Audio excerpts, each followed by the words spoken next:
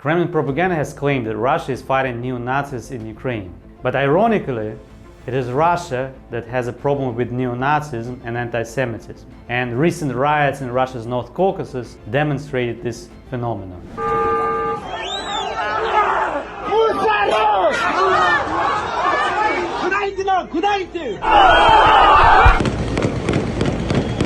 My name is Oleg Sukhov, I'm a reporter at the Kyiv Independent, and I'm going to talk about anti-Semitism in Russia.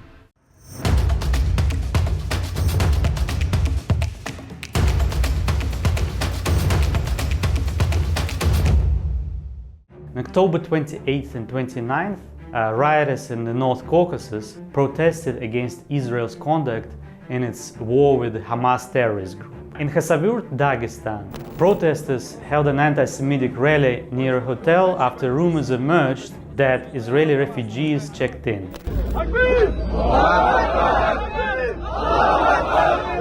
They threw stones at the hotel and put up a sign saying "Entry for Jews banned," just like in Nazi Germany. On the next day, hundreds of protesters stormed Makhachkala airport in Dagestan after a plane from Israel landed there. The rioters threw stones at the bus transporting Israelis and tried to break into the plane. In Nalchik, Kabardino-Balkaria, rioters burned a Jewish community center and wrote "Death to the Jews" on its wall. The North Caucasus unrest is not unique. Russia has a long-running tradition of anti-Semitism, going back to pogroms in the Russian Empire. The Russian authorities made them possible by failing to react or even instigated the pogroms in some cases. Anti-Semitism also existed in the Soviet Union. Stalin launched an anti-Semitic campaign, and as a result, numerous Jewish intellectuals were arrested and killed. After Stalin's death, anti-Semitism remained. Many jobs were off limits for Jews, and there were also restrictions on Jews' enrollment at universities and on their emigration to Israel. After the collapse of the Soviet Union, the most prominent neo-Nazi group was the Russian National Unity. It set the goal of destroying the Jewish financial oligarchy,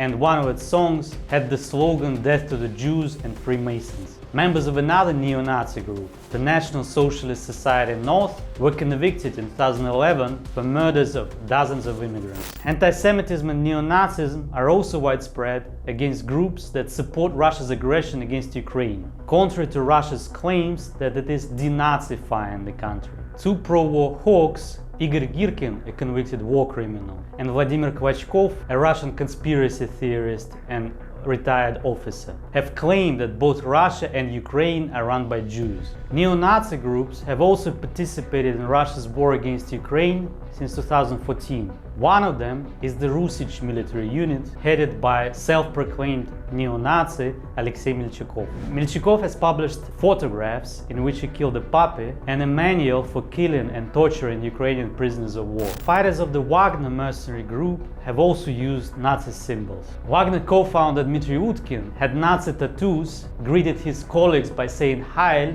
and signed his name with the SS insignia. Russian dictator Vladimir Putin has not explicitly endorsed anti-Semitism and tried to maintain ties with Israel and Russia's Jewish community. At the same time, Russia has supported Israel's main enemies, Iran and Hamas and Hezbollah terrorist groups. Russian officials have also made statements that were interpreted by some as veiled anti-Semitism. Putin and Russian Foreign Minister Sergei Lavrov have claimed that Ukrainian President Volodymyr Zelensky is a Jew who promotes neo-Nazism. These comments even caused a backlash from Israeli officials. The Kremlin has tried to distance itself from the anti-Semitic unrest in the North Caucasus.